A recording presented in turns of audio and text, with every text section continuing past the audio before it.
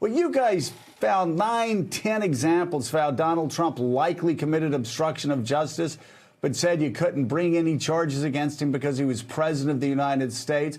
What about these pardons? If he used these pardons for a corrupt purpose to cover his tracks in a conspiracy that he was a part of, can the man not be brought up on charges after he leaves office, as Mitch McConnell suggests in 2001, even though it is an act that he did while president of the United States? Is Mitch McConnell right in 2001 that he could be found guilty of corruption on other charges? The answer to that question is yes. Starting on January 20th, 2021, when President Trump is no longer the president, there is no longer a Department of Justice policy that prohibits indicting him.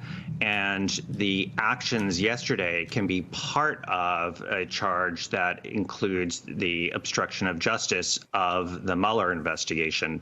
And to relate this to Mark Rich, it is important to know that actually did lead to a federal investigation into what the Attorney General and the president did. So there is precedent for this. The Southern District of New York sort of very famously conducted that investigation. So that's something that certainly can happen.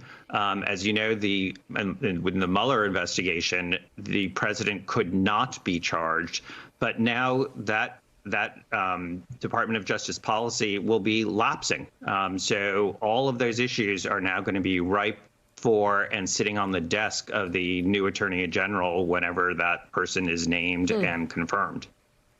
And since they've been pardoned, since they've had their sentences commuted, can Roger Stone and Paul Manafort, General Flynn, can they not be dragged in front of a grand jury again and be forced to testify, since they can't incriminate themselves? They've already been pardoned. And if they lie, which you know they're going to do because they can't help but lie. It's in their very nature.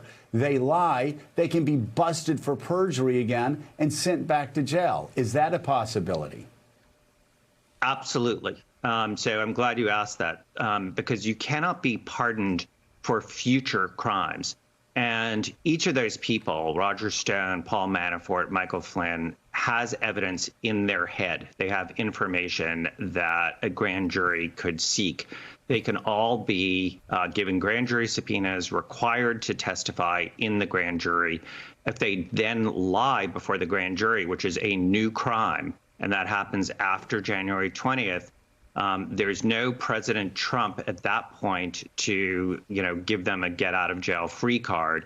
And so all of this effort by the president to shield, his friends and allies and, potential conspirators will be for naught, because all of these people can be in that trick box of being put before the grand jury, where they either have to tell the truth or they risk being prosecuted for a new crime of perjury and obstruction of justice.